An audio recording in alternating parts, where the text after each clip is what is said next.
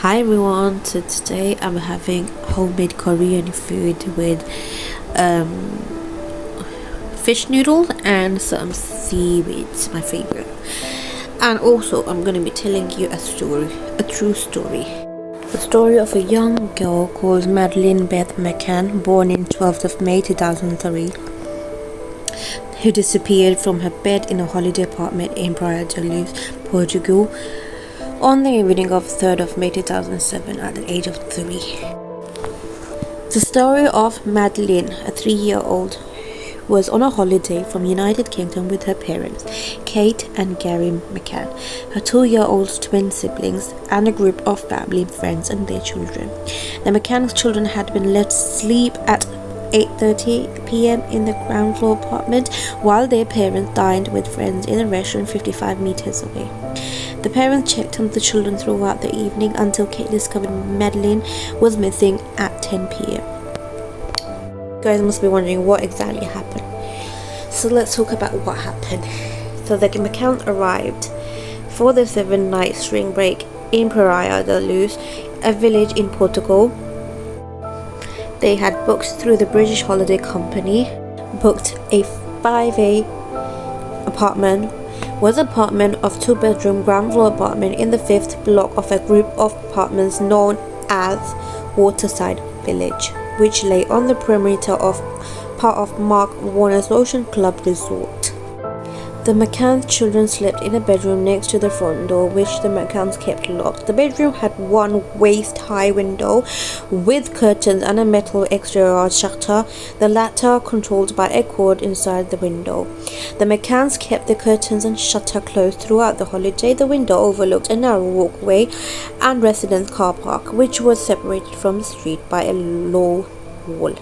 Madeleine slept in a single bed next to the bedroom door on the opposite side of the room, which from the window, while the twins were in travel coats in the middle of the room, there was another single bed underneath the window. Thursday, 3rd of May 2007, was the penultimate day of the family's holiday. Over breakfast, Madeleine asked, "Why didn't you come when my brother and I cried last night?" After the disappearance, her parents wondered whether this meant someone had entered the children's bedroom. Her mother also noticed a large brown stain on Madeleine's pajama top.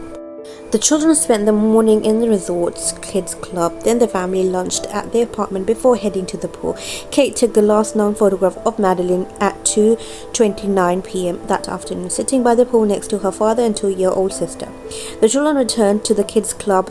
Then at 6 p.m. their mother took them back to 5A apartment room. While their father went for a tennis lesson, the McCanns put the children to bed. At around 7 p.m. Madeleine was left asleep in short sleeve, pink and white Marks and Spencer's Eroy pajamas next to her comfort blanket and a soft toy cuddle cat.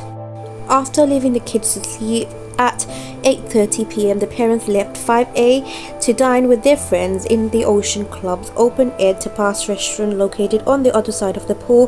5A lay about 55 meters from the restaurant as the crowd flies, but getting to the restaurant involved walking along a public street to reach the doors of the Ocean Club Resort, then walking through the resort to the other side of the pool, a distance of about 82 meters. The top of the apartment was visible from the tapas restaurant, but not the doors. The patio doors could be locked only from the inside, so the McCanns left them closed but unlocked, with the curtains drawn so they could let themselves, in that way. When checking on the children, there was a child safety gate at the top of the steps from the patio and low gate at the bottom, which led to the street. The resort staff had left a note in a message book at the swimming pool reception area asking that the same table which overlooked the apartment B block booked for 8:30 p.m. for the McCanns and friends every evening for the last 4 evenings of the holiday. The message said the group's children were asleep in the apartments. Kate believed the abductor may have been seen the note or something. The McCanns and their friends left the restaurant roughly every half hour to check on their children. Gary carried out the first check on 5A at around 5 past 9 p.m.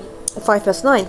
The children were asleep and all was well, except that he recalled having left the children's bedroom's door slightly ajar, and now it stood almost wide open. He pulled it nearly closed again before returning to the restaurant. Kate had intended to check on the children at 9:30 p.m, but Matthew Oldfield, one of the 7 offered to do it when he checked on his own children in the apartment next door to 5A. He noticed that the McCann's children's bedroom door was wide open, but after hearing no noise, he left 5A without looking far enough into the bedroom to see whether Madeleine was there or not. He could not recall whether the bedroom window and its exterior shutter were open at this point. Early on in the investigation, he was accused by the police to have involvement in it, but later on he was actually set free. Kate made her own check of 5A at around 10 p.m. She recalled entering the apartment through the unlocked patio doors at the back and noticing that the children's bedroom door was wide open again. When she tried to close the door, it slammed shut, as though there was a draught, which is when she saw that the bedroom window and its shutters were open. Madeleine's cuddled cat and blanket were still on the bed, but Madeleine was gone. After briefly searching the apartment, Kate ran back towards the restaurant screaming, "Madeleine's gone, someone taken her." At around 10 past 10, Gary sent Matthew Oldfield to ask the resort's reception desk to call the police, and at 10:30 p.m. the resort activated its missing child search protocol. 60 staff and guests searched until 4:30 a.m. At first assuming that Madeleine had wandered off. One of them told that from one end of Praia da Luz to the other, searchers calling Madeleine's name could be heard. And poor girl Madeleine was never found. 16 years later, a young woman from Poland is claiming to be Madeleine McCann. Now comes in the story of 22-year-old Julia Wendell, who went viral on social media this week after she claimed that she has proof that she is in fact the missing girl Madeleine McCann. So according to Julia, who has a resemblance to Gary and Kate McCann, she has the same eye deformity that the little girl has, and was abused by a German man who was the key suspect in the disappearance of Madeleine McCann. The McCann family are reportedly in contact with Wendell and are working on having her DNA tested to check if she is a match, media reports said. Wendell said that she first learned about the missing case when she started researching it because of the discrepancy in her parents' stories about her childhood. While the missing girl would be 19 years old now, Julia Wendell, believes her parents could have lied about her age. She also claims to have never seen pictures of her mother pregnant.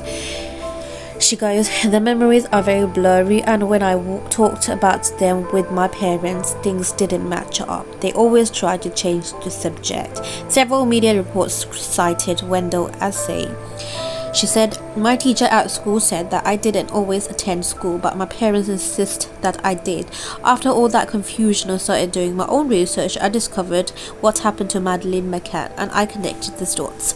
It's so stressful trying to get people to believe me," she added. However, Madeleine McCann's private investigator addresses woman's claim she is missing Maddie. I hope you enjoyed this story. We all are sad about the fact that Madeleine is still missing. All we can hope is Julia is Madeleine if she is really Madeleine.